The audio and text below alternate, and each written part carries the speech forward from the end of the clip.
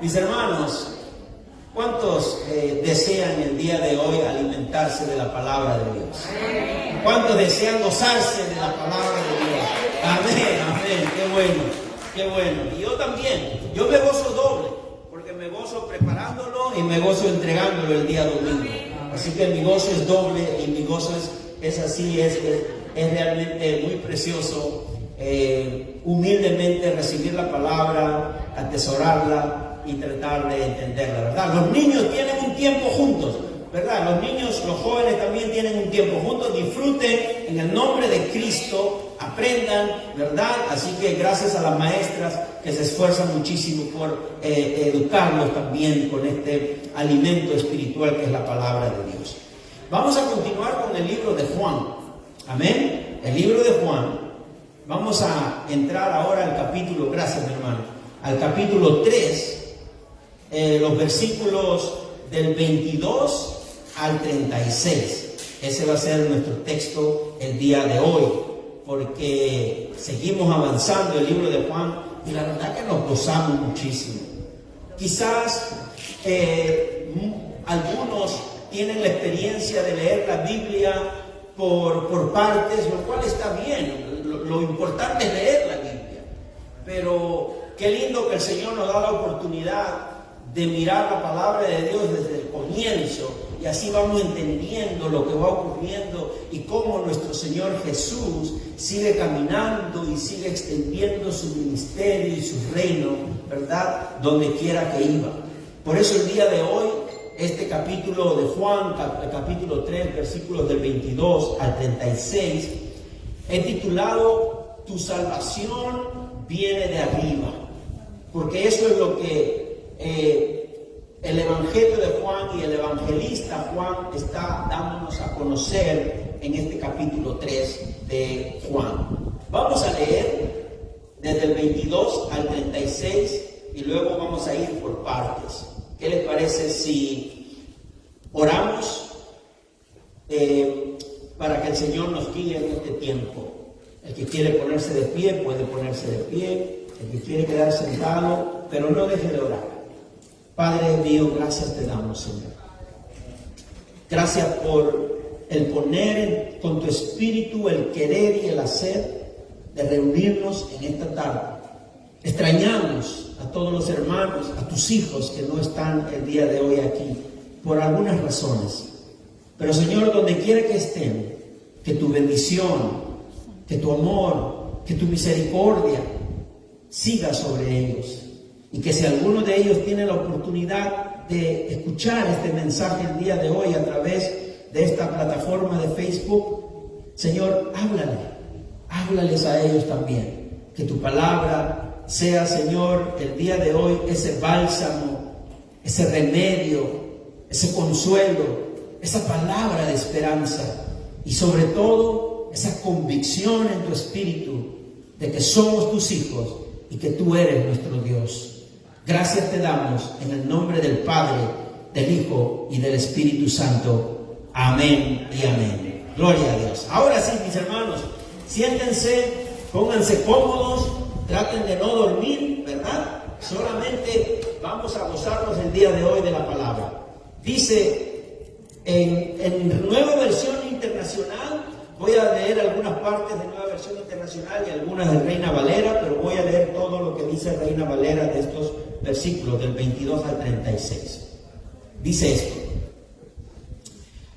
después de esto, vino Jesús con sus discípulos a la tierra de Judea, y pasó allí algún tiempo con ellos y bautizaba.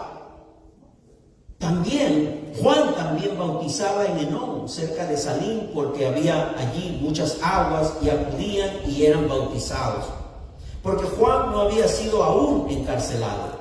Hubo pues una discusión entre los discípulos de Juan y un judío acerca de la purificación. Y vinieron a Juan y le dijeron: Rabí, el que estaba contigo al otro lado del Jordán, de quien tú diste testimonio, mira, ese está bautizando y todos vienen a él. Respondió Juan y dijo: un hombre no puede recibir nada si no se le ha dado del cielo. Vosotros mismos me sois testigos de que dije, yo no soy el Cristo, sino que soy enviado delante de él. El que tiene la novia es el novio, pero el amigo del novio que está a su lado y le oye, se alegra mucho por la voz del novio. Así pues, este gozo mío se ha completado. Es necesario que él crezca y que yo mengüe.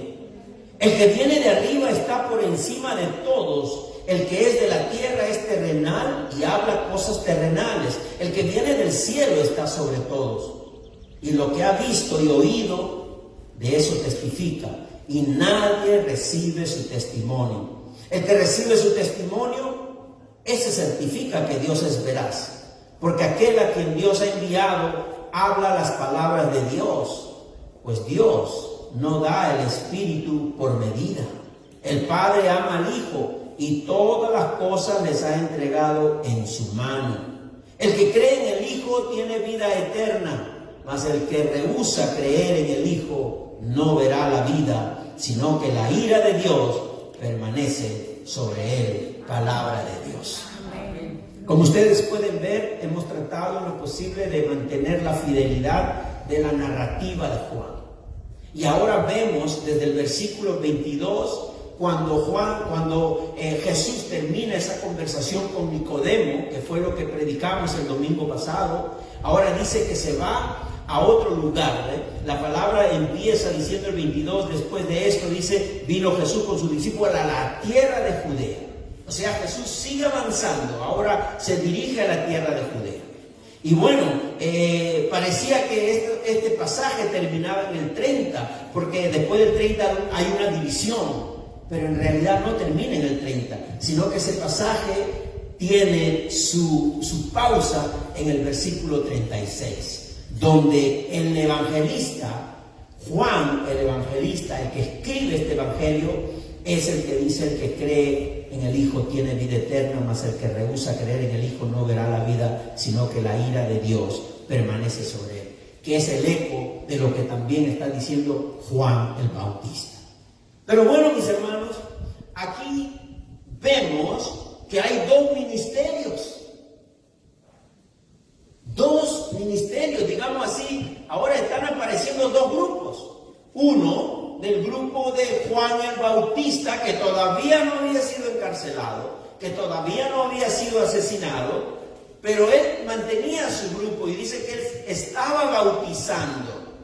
Pero resulta que al mismo tiempo, en otra parte de esa área de Israel, Jesús y sus discípulos estaban bautizando.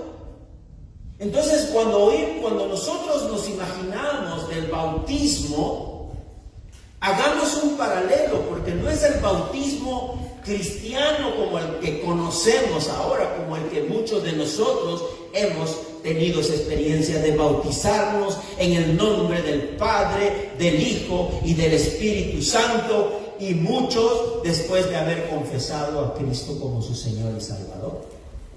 El bautismo de Juan no es el bautismo cristiano. Juan no bautizaba en el nombre del Padre, del Hijo y del Espíritu Santo. Por eso que vamos a mirar con detenimiento, porque esa es la razón por la cual hay una discusión, hay un argumento entre los discípulos de Juan el Bautista y un judío, dice la palabra. Pero entonces vamos a mirar, mis hermanos, porque tenemos que profundizar de qué se estaba discutiendo.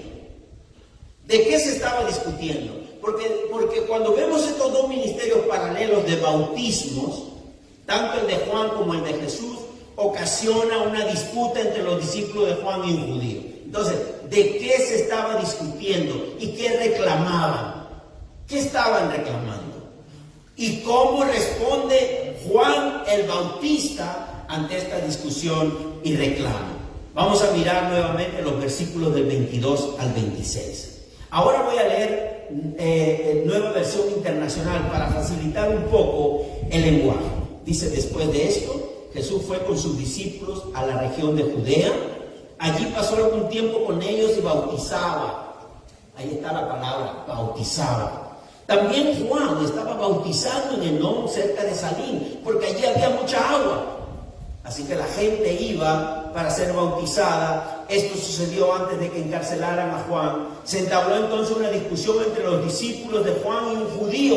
¿En torno a qué? A los ritos de purificación. Versículo 26.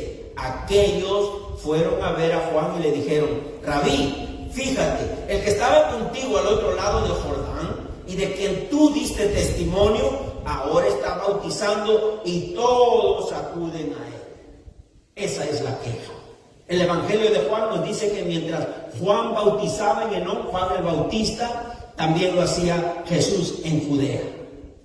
Ahora tenemos a dos personas bautizando, Juan el Bautista y Jesús. Pero hagamos una observación que la hace también el Evangelio de Juan. O sea, Juan el Evangelista hace una observación. Capítulo 4, versículo 2. Vaya un poquitito al capítulo 4, versículo 2. Y ese capítulo 4, versículo del 1 al 2, miren lo que dice. Cuando pues el Señor, hablando de Jesús, ¿verdad?, entendió que los fariseos habían oído decir: Jesús hace y bautiza más discípulos que Juan, versículo 2, aunque Jesús no bautizaba, sino ¿quién? Sus discípulos. Jesús no era el que personalmente estaba bautizando. Los que estaban bautizando eran los discípulos de Jesús. Por eso que es importante mantener la narrativa del Evangelio de Juan. Y en el capítulo 4 todavía siguen bautizando los discípulos de Jesús. Y el evangelista aclara que no era Jesús personalmente quien bautizaba, sino sus discípulos. El hecho de que se estaban realizando dos bautismos paralelamente ocasiona una disputa entre los discípulos de Juan y un judío. Se parecen a las disputas cuando están los cristianos discutiendo con los testigos de Jehová, ¿verdad? ¿No? O con los mormones, ¿no? Se entablan ahí en una defensa de Cristo nuestro Señor, ¿verdad? Bueno, así parecía que ellos estaban discutiendo. Y el tema de la discusión, ¿cuál era? Acerca del rito de purificación. ¿Se acuerdan cuando hablamos de cuando Juan bautizaba y llamaba al pueblo y le decía: camada de víboras, arrepiéntanse y vengan a las aguas? Bueno, Juan no estaba, el bautismo de Juan no era el bautismo cristiano, el que hoy conocemos. Y eso vamos a ir mirando con mucho cuidado. ¿Por qué? Porque era el rito de purificación.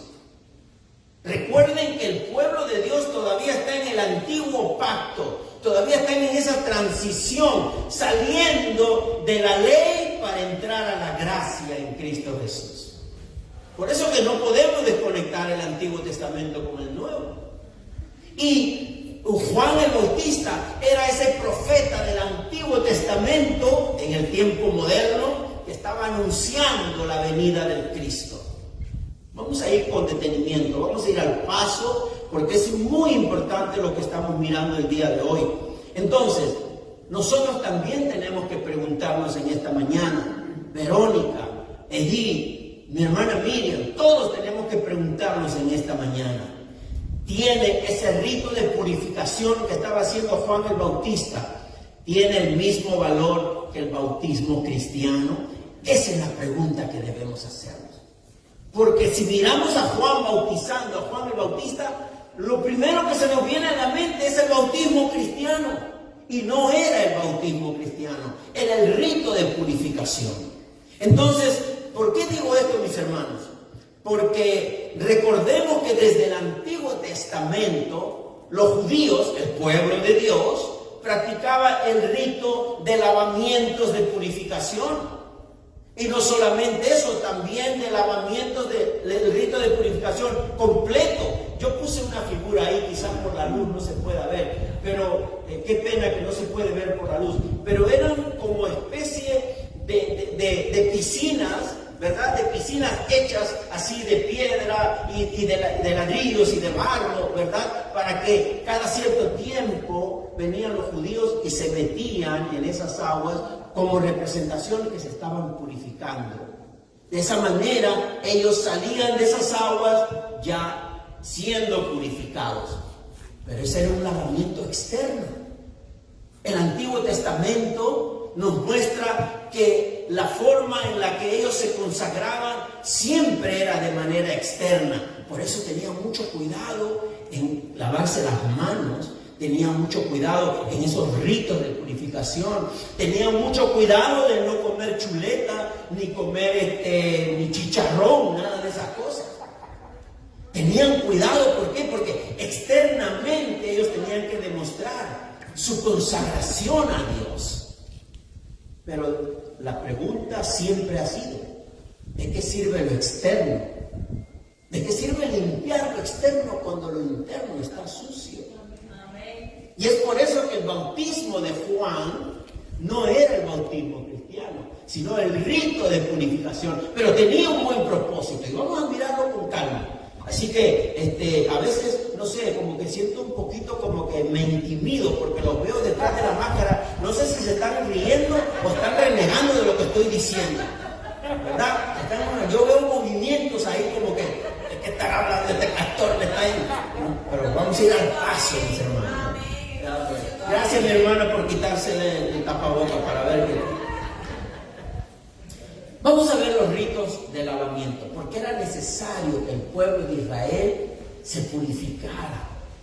Cada vez que alguien cometía pecado, iba a purificarse. Vamos a ver Números 19, del 11 al 12. Dice, quien toque el cadáver de alguna persona quedará impuro 7 días. Miren, mis hermanos, ¿se dan cuenta? Nosotros asistimos a funerales. Como cristianos asistimos a funerales. Y muchas veces en esa expresión de amor que hemos tenido con la persona que está partiendo, lo tocamos, ¿verdad? Lo tocamos. A mí me ha dado por tocar especialmente a nuestros hermanos en Cristo que se van con el Señor, que los hemos conocido mientras han compartido con nosotros. ¿Y qué sería de nosotros si viviéramos en el Antiguo Testamento? O sea, no nos prohíben tocar, pero si tocamos, tenemos que purificarnos, porque estamos cometiendo un pecado delante de Dios. Entonces, ese era el problema que estaba sucediendo. Entonces dice, quien toque el cadáver de alguna persona quedará impuro 7 días. Quedará impuro 7 días. Para purificarse los días 3º y 7º, usará el agua de la purificación y así quedará puro. Pero si no se purifica durante esos días, quedará impuro. Ese es el tipo. ¿Por qué llamamos bautismo? ¿Por qué no usamos el rito de purificación cuando hablamos de Juan mientras está bautizando en el Nuevo Testamento? Porque el Nuevo Testamento está escrito en griego. Y la palabra en griego para expresar que alguien está entrando a las aguas para limpiarse o purificarse, se decía baptizo en griego. Y baptizo significaba que alguien sumergía algo dentro de las aguas. Especialmente lo usaban los griegos para dar a entender cuando ellos teñían sus telas, por ejemplo. Para teñir las telas, ellos lo que hacían que las telas las metían dentro de las aguas teñidas con tinta y las sacaban. ¿Qué estás haciendo? Estoy bautizando las telas.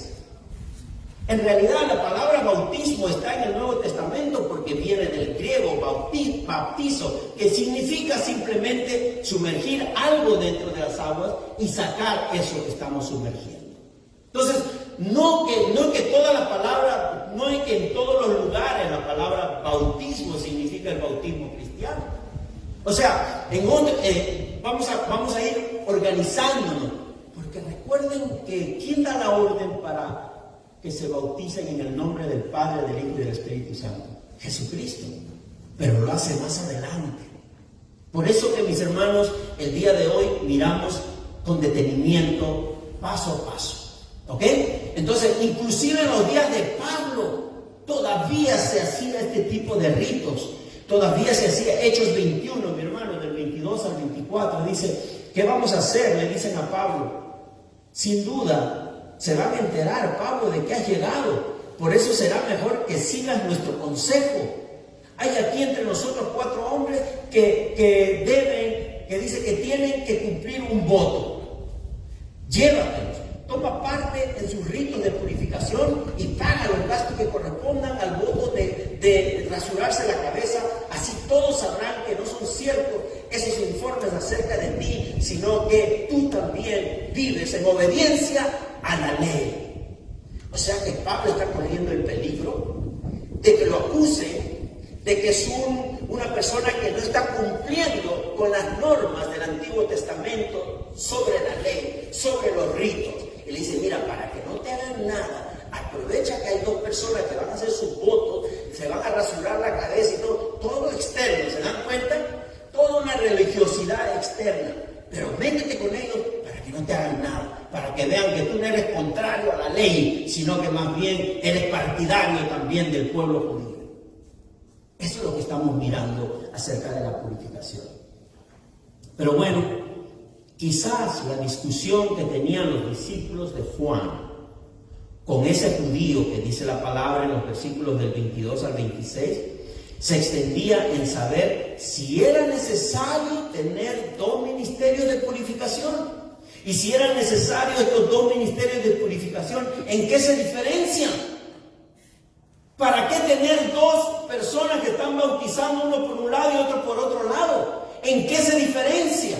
Por un lado está bautizando Juan y sus discípulos. Por otro lado está bautizando los discípulos de Jesús. ¿En qué se diferencia ese bautismo? Bueno, ya hemos visto anteriormente que el bautismo de Juan era para purificar a las personas en agua. Por eso le decía, arrepiéntanse, camada de víboras. No era un bautismo de salvación. Era un bautismo de arrepentimiento, pero también con un gran propósito de preparar el camino para que Cristo se revelara al pueblo.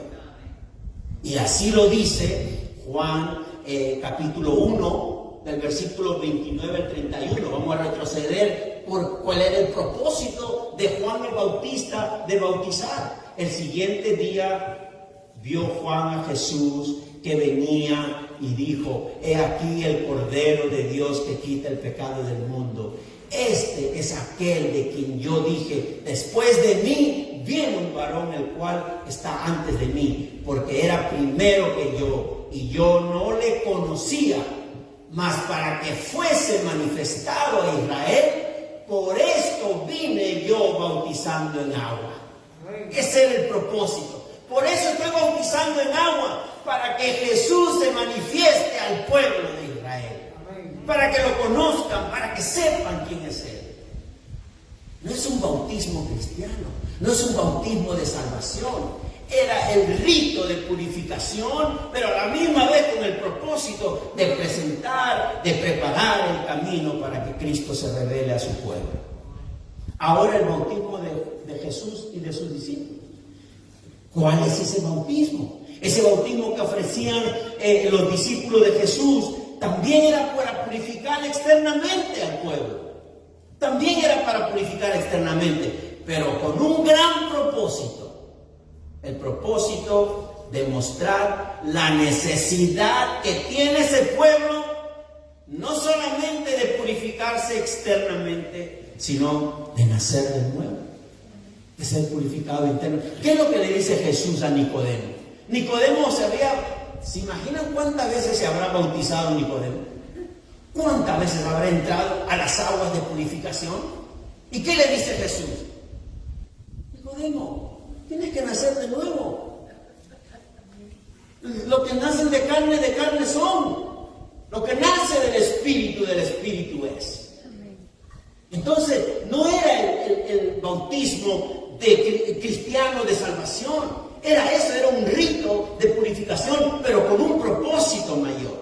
Y para Jesús, para los discípulos de Jesús, llamar al pueblo a bautizarse, el propósito era que entendieran que era necesario que nazcan de nuevo. Así como Jesús se lo dijo a Nicodemo, que nazcan de nuevo. En ninguno de los lavamientos, ninguno de los 2 lavamientos, ni tampoco los lavamientos ceremoniales que hacían los judíos en el Antiguo Testamento, ni las prácticas ceremoniales, ni nada de eso podía cambiar el corazón del hombre. O dígame usted, ¿Usted cree que implantando reglas en esta iglesia, reglas, va a cambiar su corazón? Ayúdenme, mi hermano, que me están invadiendo todos los meteoritos por aquí. ¿Usted cree que llevando nosotros y yo obligándole a usted como pastor de seguir cosas que para asegurarme de que ustedes son santos y puros, ¿usted cree que su corazón va a ser transformado? Bueno, el Antiguo Testamento estaba lleno de esas cosas. Y no digo que no eran válidas, sino que digo que Dios lo ponía como preparación para lo que venía en Cristo, para lo que iba a venir en Cristo. Entonces, mis hermanos, quizás los que estaban envueltos en esa discusión que vemos aquí en Juan, ¿verdad? Deducían que todos venían a Jesús. Que todos van a Jesús, pues, porque Él tiene un mayor poder purificador. Jesús tiene el mayor poder purificador, pero todavía no estaba en ese, como decimos nosotros, no estaba en ese negocio todavía. Había algo más, que tenía algo más que suceder. Nada de estas cosas iban a suceder hasta que Cristo vaya a la cruz del Calvario, hasta que Cristo sea crucificado, hasta que Cristo sea glorificado. Porque si no, mis hermanos, con el bautismo todos nos salvamos. ¿Para qué entonces? ¿De qué sirvió que Cristo vaya a la cruz? Si con el bautismo ya podíamos ser salvos. Pero no es ese tipo de bautismo el que están haciendo los discípulos de Jesús, sino también los ritos de purificación. Así que, mis hermanos, lo que vemos aquí, esas personas que estaban discutiendo no entendían que el bautismo que practicaban los discípulos de Jesús era como el de Juan, así como dice el capítulo 7, versículo 37 al 39, dice: en el último y gran día de la fiesta, Jesús se puso en pie y alzó la voz diciendo: si alguno tiene sed, venga a mí y beba. El que cree en mí, como dice la Escritura, de su interior correrán ríos de agua viva. Esto dijo del Espíritu que habían de recibir. Estamos en el capítulo 7, o sea, más adelante. Los que creyesen en Él, pues aún no había venido el Espíritu Santo, porque Jesús no había sido aún glorificado. Todavía el bautismo cristiano no se daba, porque Cristo todavía no había sido glorificado.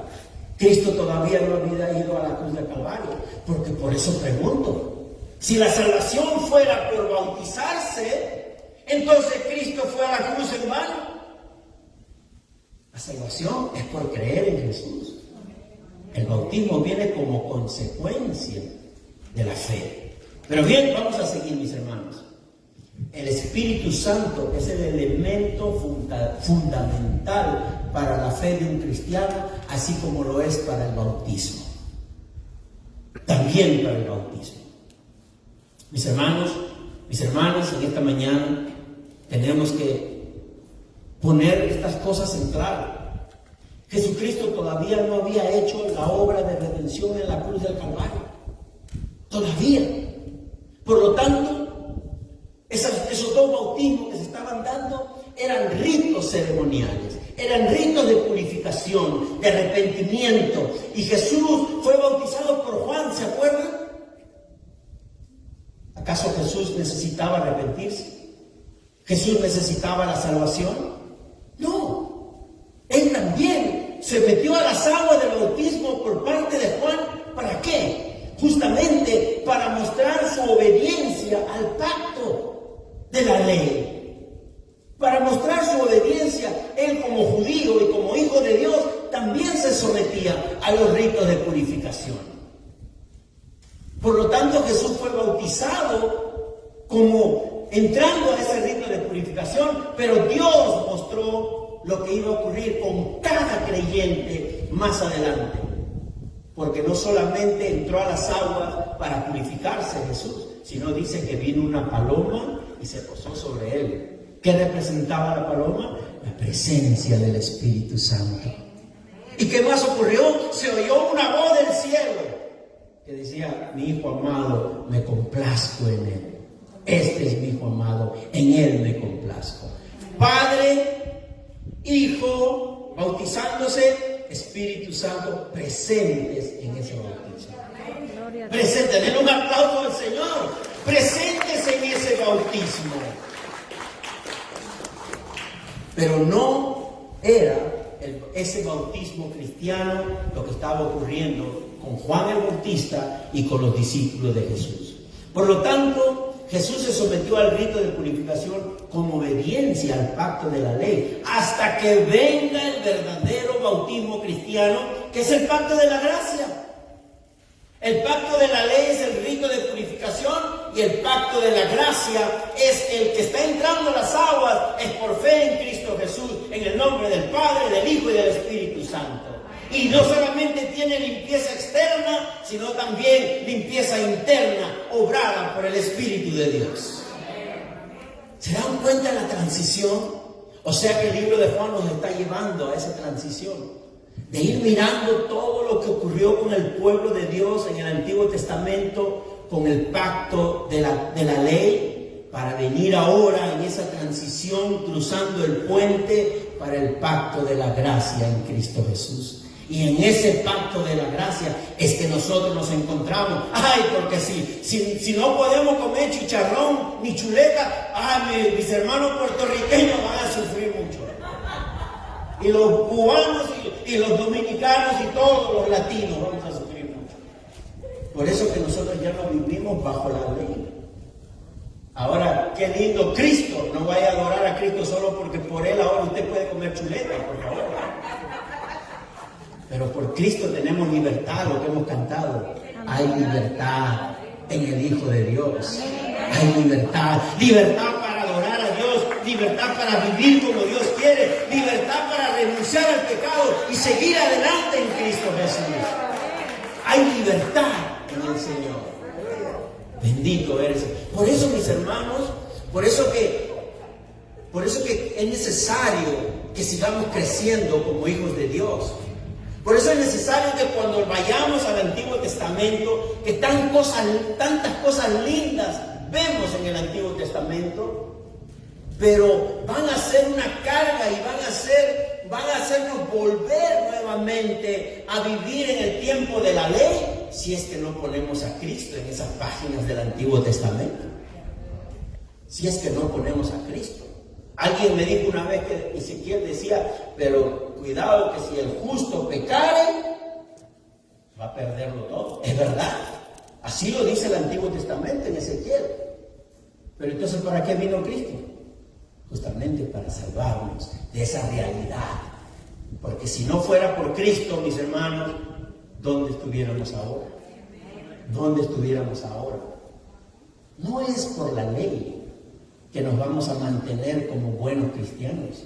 Es por la gracia. Es por la gracia de Dios. Sigamos. Mis hermanos, entonces, ¿qué vemos aquí? Vemos claramente que el bautismo era la transición de preparar el camino de la revelación de Jesús al pueblo y mostrar la necesidad de una purificación interna. Una purificación interna. Y esa purificación interna no la hace ningún tipo de agua. Ningún tipo de agua nos va a limpiar internamente. Solamente ocurre hasta el momento en que es el mismo Espíritu de Dios obrando en nuestras vidas. Mi hermano, por eso que de ahí más adelante vemos en Mateo 28, 19, que es lo que Jesús le manda hacer a los discípulos de Cristo, a sus discípulos. ¿Qué les dice? En Mateo, ¿verdad? Por ahí está Mateo, un poquito adelante, lo vas a encontrar por ahí. ¿No? ¿No está? Bueno, vamos a leer Mateo 28, 19. Y yo sé que usted lo sabe de memoria, ¿verdad? ¿Qué le manda Jesús a sus discípulos? Vayan, a ver, ayúdenme. Y bauticen, lo que más dice, en el nombre del Padre, del Hijo y del Espíritu Santo. Muy bien. ¿Y quién está hablando? Jesús. Pero le faltó algo. Está hablando Jesús resucitado. No está hablando Jesús antes de la cruz. No está hablando Jesús antes de haber muerto. Está hablando un Jesús resucitado. Porque unos días antes o unas semanas antes había muerto. Y al tercer día había resucitado. Y ahora, después de su resurrección, aparece, dice, algunos. ¿Y cuál es el mandato de Jesús? Vayan a todas las naciones, ¿verdad? Enseñándoles todo lo que yo les he enseñado, bautizándolos en el nombre del Padre, del Hijo y del Espíritu Santo. O sea, a partir de ese momento se realizaría lo que es el bautismo cristiano. Ya no el rito de purificación, sino el bautismo cristiano. Mi hermano, mi hermana, era necesario que me extienda un poquito en esa parte.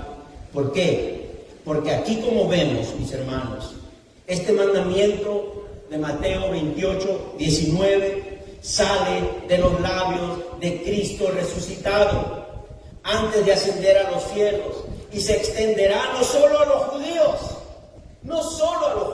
sino a todas las naciones. El problema de la discusión, recuerden, no es entre Juan y Jesús. Ellos no estaban discutiendo. Lo que estaban discutiendo eran los discípulos de Juan con un judío que era también discípulo de Cristo. Y estaban con el grupo, estaban discutiendo, y a los discípulos de Juan les preocupaba. ¿Qué les preocupaba a los discípulos de Juan? Que cada vez menos gente venían a su grupo. Estaban preocupados que todos, ya no estamos llamando a la gente que se bautice, nadie viene, todos se van del grupo de Cristo, todos se van al grupo de Jesús. Menos gente iba donde ellos y más gente iba a Cristo. Y al decir todos van a Él, estaban asumiendo que pronto Juan el Bautista se iba a quedar sin ningún discípulo. Se estaban llenando de celos, de temores, sin conocer a Cristo en toda su dimensión. ¿Y cuál era el propósito de la obra de su líder Juan?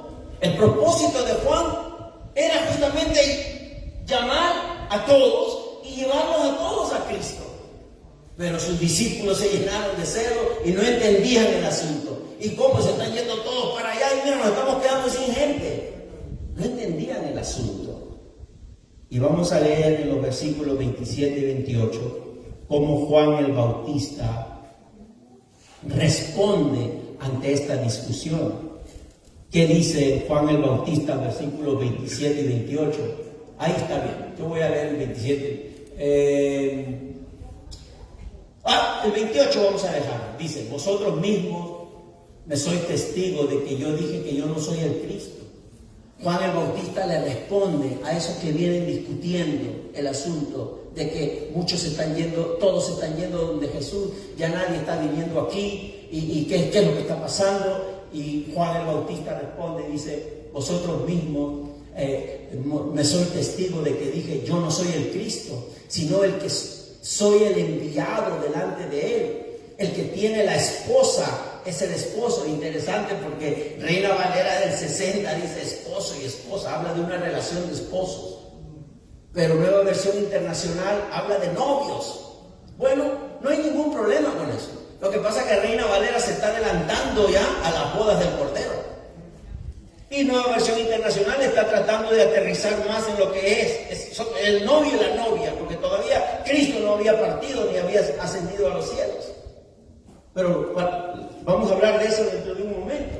Pero estamos analizando la respuesta de Juan el Bautista. ¿Y qué dice Juan? Mas el amigo del esposo, que está a su lado y le oye, se goza grandemente de la voz del esposo. Pues este es mi gozo que está cumplido. Es necesario que Él crezca para que yo mengüe. Es necesario que Él crezca para que yo mengüe. ¿Qué quiso decir Juan el Bautista con esa respuesta tras esa discusión? ¿Qué está pasando en este momento? Juan usa la ilustración del compromiso entre cónyuges ¿verdad? Reina Valera dice esposo, esposa, y Nueva Versión Internacional menciona como novio, porque Reina Valera habla de manera escatológica, que las bodas del Cordero ya es un hecho y eso va a ser así, pero la Nueva Versión Internacional menciona esa relación como novios, ya que todavía no se había realizado las bodas del Cordero. El Bautista, Juan el Bautista, hace ver que la novia, ¿y cuál es la novia? El pueblo de Dios. Nosotros somos la novia del novio que es Cristo. Amén. Juan está respondiendo y le está diciendo que la novia, que es el pueblo de Dios, que es la iglesia de Cristo, pertenece al novio, no al amigo de este, que viene a ser Juan el Bautista. Cristo es el novio y su pueblo y la iglesia es la novia. Somos la novia del Cordero. Todavía no hemos ido a la boda con Él. Ya Él viene por nosotros para llevarnos a esa boda del Cordero. Mi hermano, mi hermana, del mismo modo que el amigo del novio se alegra cuando el novio proclama su gozo al recibir a la novia, así también Juan el Bautista se siente feliz. Juan no está preocupado que cada vez viene menos gente hacia Él. Juan entiende que así va a suceder. Esa era la misión de él, de proclamar que Cristo era realmente a quien debían seguir todos. Que Cristo era el Hijo de Dios. Juan no estaba celoso porque la gente y algunos discípulos lo estaban abandonando. Más bien, su copa estaba llena de gozo y se desbordaba de alegría. Y en ese gozo expresa esas palabras humildes. Es necesario que Cristo crezca y yo mengue. Es necesario que Cristo continúe creciendo y que yo continúe menguando, dice Juan. Juan dijo anteriormente que no era digno de atarle, ni siquiera de desatarle la correa de las sandalias de Jesús. Juan había dicho que no era digno ni siquiera de eso. Un momento. Si los únicos que desataban sandalias y lavaban los pies eran los sirvientes de las casas cuando venía la visita. Y Juan dice, yo no soy digno de hacer eso. O sea que Juan tampoco se sentía menos que un sirviente. Juan se sentía menos que un sirviente delante de Jesús. Y eso no lo comprendían los discípulos de Juan el Bautista. ¿Qué hago yo aquí? Yo tengo que glorificar a Cristo. Yo no puedo permitir que ustedes me glorifiquen a mí. Yo tengo que glorificar a Cristo y todos tenemos que glorificar a Cristo. Cristo es el Señor de esta iglesia. Cristo es el Rey de tu vida. Cristo es tu Salvador. Yo no puedo ser levantado. Él tiene que ser levantado hacia la gloria todo el tiempo. ¿Qué daño hacemos los líderes realmente cuando preparamos congregaciones donde hasta queremos manipular a las congregaciones? Cristo es el Señor. Y si usted está haciendo como Cristo, está llevando su vida como Cristo quiere, yo me alegro por eso. De repente usted está unos pasos más adelante que yo algunas veces. Pero todos estamos mirando hacia Cristo. Cristo es el Señor. Mi hermano, el Bautista entendía que no se trata de él. Juan el Bautista entendía que no se trataba de él. Juan el Bautista entendía que la salvación de un pueblo no es por él. El que alguno de ustedes haya confesado a Cristo como su Señor, de repente después que yo he predicado algún mensaje y que hemos orado por usted y usted ha levantado la mano y ha aceptado a Cristo como su Señor y Salvador, no es por mí. No es por mí, ni por lo malo o lo bonito que haya predicado. Es la obra de Dios. Es el Espíritu de Dios en usted, obrando, trayéndolo a la convicción. Es Cristo el que se lleva toda la gloria. Y Juan el Bautista estaba dando a entender que no se trataba de él. Su testimonio se trataba de Jesús. Es acerca de Cristo. Era precisamente por eso que él quería que todos vayan a Cristo que todos sigan al Rey. Que todos sigan al Rey. Déjame tomar un poco de agua.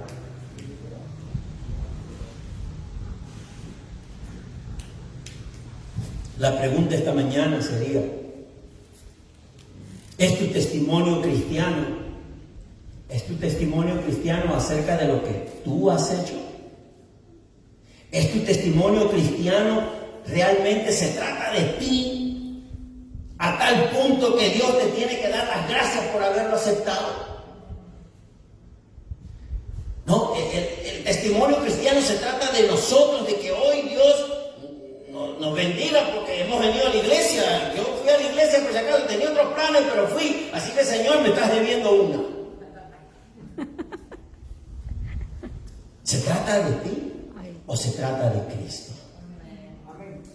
Se trata de lo que Cristo ha hecho en ti, de lo que Cristo ha hecho en ti. Esas son preguntas importantes, mis hermanos, y las respuestas deben ser claras. Si realmente tenemos una verdadera devoción con Jesús, si realmente tenemos una devoción con Cristo, tenemos que estar seguros que esta iglesia solo debe mirar a Cristo.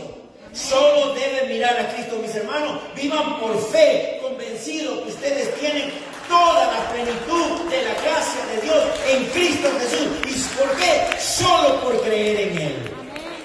Solo por creer en Él. Amén, gloria a Dios. Versículos del 31 al 36, vamos a mirar. Porque ahora Juan explica por qué Él tiene que menguar. ¿Se dan cuenta que el cristianismo se caracteriza por la humildad? Mi hermano, no puede haber una persona que diga que soy cristiano y ser una persona orgullosa, arrogante, que cree que el mundo da vueltas solamente alrededor de él o de ella. El cristianismo se caracteriza por la humildad, y Juan el Bautista nos está mostrando que realmente él ha entendido quién es Cristo en su vida. Y Juan le explica ahora por qué él tiene que menguar, versículos del 31 al 34, mi hermano. Ahí lo tenemos, ¿verdad? Déjame leerlo de aquí porque ahí sí ya no veo nada. Del 31 al 34 dice la palabra lo siguiente. Dice, el que viene de arriba está por encima de todos. El que es de la tierra es terrenal y habla cosas terrenales. El que viene del cielo está sobre todos, y lo que ha visto y oído de eso testifica, y nadie recibe su testimonio. El que recibe su testimonio, ese certifica que Dios es veraz, porque aquel a quien Dios ha enviado habla las palabras de Dios, pues Dios no da el Espíritu por medida. El Padre ama al Hijo y todas las cosas les ha entregado en sus manos. El que cree en el Hijo tiene vida eterna, mas el que rehúsa creer en el Hijo no verá la vida, sino que la ira de Dios permanece sobre él. Pásame algo pesado, mi hermano, para poner aquí, por favor, para que no se me pierda esta página. Muchas gracias, mi hermano. Mis hermanos, ¿qué dice Juan el Bautista? Dice que Jesús, ¿de dónde viene? De arriba. Y él, Juan Bautista, él no viene de arriba, él viene de la tierra. Él nació con padre y madre. Él no nació que en esa concepción divina que es obra del Espíritu Santo y el nacimiento de Jesús. Pero recuerden que Jesús ya existía. Así lo aprendimos en Juan capítulo 1. Él siempre ha existido. El verbo estaba con Dios y Dios era el verbo. Y el verbo era Jesús. Y si dice que el verbo estaba con Dios, dice que Jesús estaba con Dios. Y Jesús siempre existía. Por eso que Juan el Bautista dice, ¿cómo yo me voy a negar a que Jesús siga creciendo? Si Él viene de arriba, yo soy de aquí, de la tierra. Él es de arriba. Él es enviado por el Padre, anunciado por el Padre. Y debido a su origen celestial, está sobre todos. Eso es interesante. Jesús está sobre todo, sobre Mahoma, sobre Buda, sobre todo. Todo lo demás es solamente terrenal. ¿Acaso el Buda no es terrenal? ¿Acaso Mahoma no es terrenal? Por eso que Jesús está sobre todo, porque no hubo nadie, ninguno que estuvo con Dios desde el principio. Y ese es Jesús. Por eso que en Efesios capítulo 1, mis hermanos, en Efesios capítulo 1, versículos 19 al 22, ahí sí puede ser que lo pueda leer. Y cuán incomparable es la grandeza del poder, dice, a favor de los que creemos. Ese poder es la fuerza grandiosa y eficaz, dice, que Dios ejerció en Cristo cuando lo resucitó de entre los muertos y lo sentó en su derecha en las regiones celestiales, muy por encima de todo gobierno y toda autoridad y poder y dominio y de cualquier otro nombre que se invoque, no solo en este mundo, sino también en el venidero. Dios sometió todas las cosas al dominio de Cristo y lo dio como cabeza de toda la iglesia. Dios puso todo dominio, todo sometimiento, todo poder en Cristo Jesús. Jesús es superior a la voz que clama en el desierto, que era Juan. Recuerden, mis hermanos, que Juan, aún siendo profeta, manifestaba debilidad, manifestaba temores. Juan el Bautista tuvo momentos de dudas pecaminosas. En Mateo 11, 2, 3, claramente Juan dice estaba en la cárcel y al enterarse de lo que Cristo estaba haciendo, envió a sus discípulos a que preguntaran: ¿eres tú el que ha de venir o debemos esperar a otro?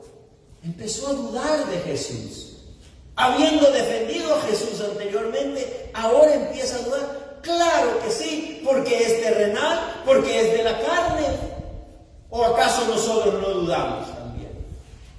¿Acaso cuando vienen las desgracias en nuestras vidas no nos ponemos a dudar de la obra de Dios? No nos ponemos a dudar: Señor, pero ¿cómo es posible que yo esté pasando estas cosas cuando yo te estoy siguiendo? Yo voy a la iglesia del pastor Palacio y mira lo que me está pasando. Bueno, eso es carnal, porque esa es nuestra naturaleza. Dudamos muchas veces. Pero en Cristo, mi hermano, mi hermana, en Cristo no hay ninguna duda. En Cristo, recordemos, mis hermanos, justamente por eso, el Cristo, el que viene del cielo, es sobre todo, y Él nunca tuvo debilidad. El hecho de que haya dicho en el huerto de Getsemaní: pasa de mí esta copa, ¿sí? Porque también era necesario que Jesús demostrara que Él era hombre. Pero no es que Jesús realmente tenía una debilidad de no querer ir a la cruz del Calvario. Él sabía su misión. Pero Cristo no muestra ninguna debilidad, ni tampoco dudas pecaminosas. Según Juan el Bautista, el Padre no solamente le dio al Espíritu, sino que le dio todas las cosas en sus manos. ¿Y sabe qué está incluido entre todas las cosas? Usted y yo. Usted y yo estamos incluidos entre todas esas cosas que Dios le ha dado a Cristo. Y que dice en Juan capítulo 6, 37 y 38, dice: todos los que el Padre me da, vendrán a mí, y al que a mí viene, no lo rechazo, porque he bajado del cielo no para hacer mi voluntad, sino de la que me envió. La voluntad del quien me envió. Y dentro de todas esas cosas que Cristo sostiene en sus manos, está usted y estoy yo. Gloria a Dios. Amén. Por eso que no nos vamos a perder. Amén. Si es que nos pegamos a Cristo. Amén. Si es que Cristo verdaderamente es nuestro Señor, mi hermano, nada de lo que el Padre le ha dado se le perderá. Gloria a Dios. La parábola no es la parábola del pastor perdido, por si acaso. Es la parábola de la oveja perdida. Y la oveja ya era de él. No era una oveja ajena que se había metido al corral sin que nadie la vea. Era de él. Éramos todos. Aquí estamos las 99, las 100 ovejitas. Estamos aquí. Pero ahorita la ovejita Georgie se nos quiere ir por allá. ¿Y qué hace el Señor? Como la parábola es de la oveja perdida, yo voy a hacer la voluntad del Padre. Todo lo que Él me ha dado, nada se me va a perder. Yo sé cómo traerlo otra vez para atrás. Amén. Y después decimos, yo quería realmente alejarme, pero el Señor nunca me dejó alejar. Nunca me dejó alejar. Yo quería volver a perderme. Un gran testimonio una vez, la verdad que para mí me impactó ese testimonio. Un hermano que había sufrido mucho y que pensaba abandonarlo todo y que Dios no permitió que lo abandonara. El Señor no lo permitió y le dio una gran lección. Así es el Señor. Él no va a permitir, si realmente Cristo es tu Señor, Él no va a permitir que te pierdas. No va a permitir que te pierdas, porque Él sabe que sin Él nos perdemos. Dios sabe. ¿O acaso ustedes como padres no saben? Si ustedes dejan que sus niños pequeños, ustedes saben que sus niños pequeños se van a desviar del camino. Ustedes lo saben. Pero ustedes, como son padres llenos de amor y misericordia, ¿qué hacen? Los traen otra vez para atrás. Los regresan otra vez. Porque fuera por ellos, solo por la voluntad de ellos, solo por la fuerza de ellos. Mira, mi hermano, se pierden. Hermano, te dicen, vamos a la corte que me quiero emancipar. Eso es lo que dicen ahora. ¿Acaso nosotros no nos queremos emancipar algunas veces de Dios?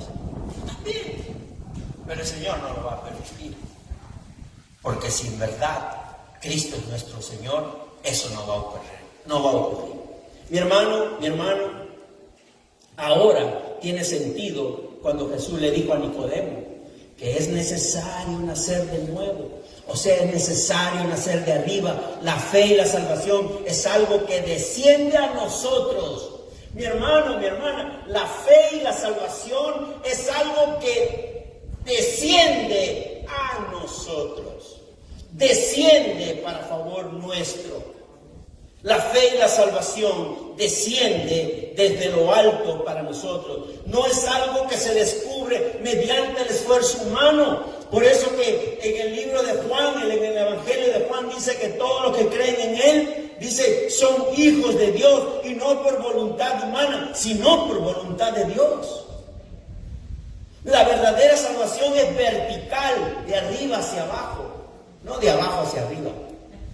Las religiones son de abajo hacia arriba. Las religiones son de abajo hacia arriba. Porque las religiones quieren encontrar a ese Dios verdadero. Y muchas veces se equivocan porque encuentran al Dios que no es el verdadero. Eso es religión. Pero la verdadera salvación, la verdadera fe es vertical, pero viene de arriba para abajo. Viene de Dios hacia el mundo pecador. Viene del amor del Padre hacia sus hijos. Mi hermano, mi hermana, una fe otorgada por la gracia de Dios dentro del corazón del pecador. ¿Por qué? Porque el pecador está en tinieblas. El pecador está en tinieblas. El pecador no entiende. El pecado lo ha convertido en un minusválido espiritual. Así estaba yo. Era un minusválido espiritual. Si fuera por mi propia cuenta, nunca hubiera encontrado la salvación. Tenía que intervenir el Espíritu para hacerme ver, cabezón, entiende, tienes que arrepentirte. No puedes seguir así. El Espíritu de Dios, mi hermano, y ese don tiene el propósito de ser distribuidos por el Hijo, que es Cristo, en la cruz y su resurrección, como esperanza de los que creen. Y quiero ya terminar, porque vamos a tener, como digo, Santa Cena. ¿Qué dice el versículo 36? Nos muestra como el testimonio del Bautista llega a su culminación. Aquí llega a su culminación el testimonio de Juan el Bautista. ¿Qué le dice a sus discípulos que se estaban quejando? El que cree en el Hijo tiene vida eterna, pero el que desobedece al Hijo no verá la vida, sino que la ira de Dios permanece sobre él. Claro, mis hermanos, hablemos de nosotros. Puesto que todas las cosas están en las manos del Hijo, nosotros los creyentes debemos tener la seguridad de que la vida eterna también está en su mano, no en las nuestras. Si fueran en las nuestras, se van como el agua cuando lo queremos agarrar con las manos. Se van, se desaparecen. Por eso que la salvación, la vida eterna está en la mano de Cristo y no de manera excluyente en las nuestras. De acuerdo con las Escrituras, la vida eterna es verdadera para los que vienen a Él con fe y permanecen perseverantes en Cristo. Por eso, ¿sabe qué, mi hermano?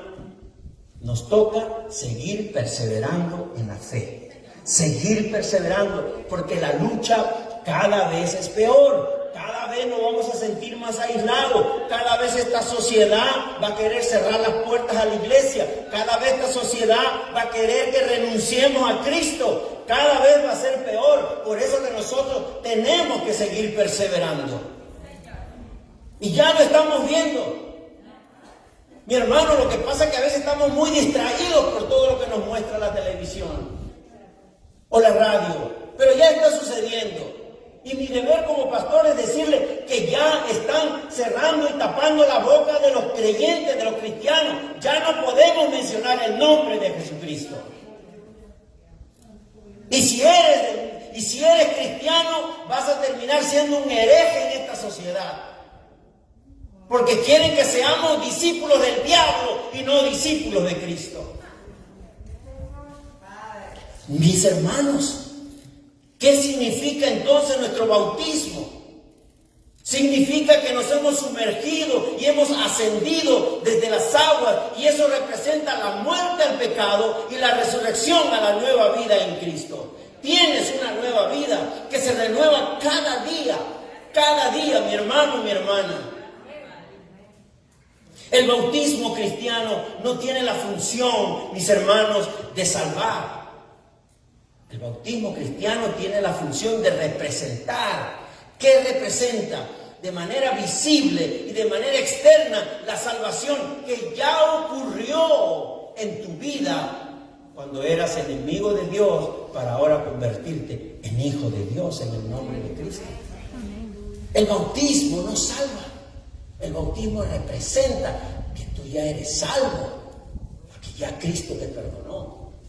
Y en esta mañana quiero decirle a los que no han confesado a Cristo como su Señor y Salvador, porque aquí, mis hermanos, el destino nuestro, ¿cuál es?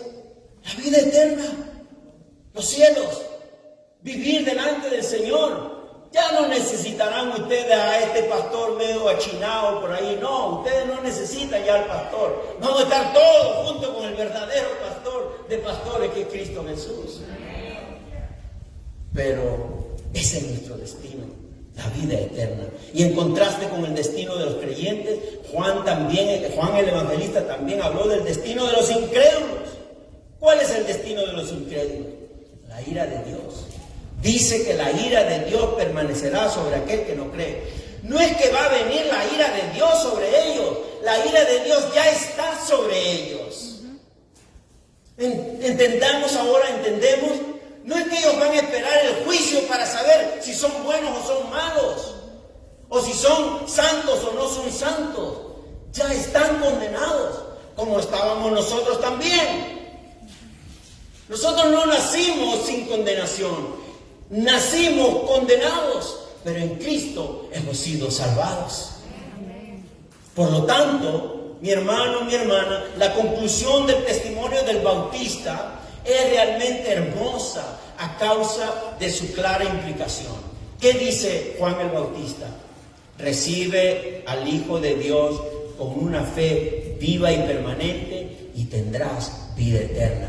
Ese es el mensaje del Evangelio de Cristo para toda la humanidad, para todos los que oyen. La vida verdadera que necesitas y esperas no tendrá significado eterno sin Cristo Jesús. Sin Cristo no hay vida eterna. Así que mis amigos que están viendo de repente este video, las personas que todavía no han confesado a Cristo como su Señor y Salvador, la verdad es Cristo, la vida es Cristo, el camino es Cristo. Amén.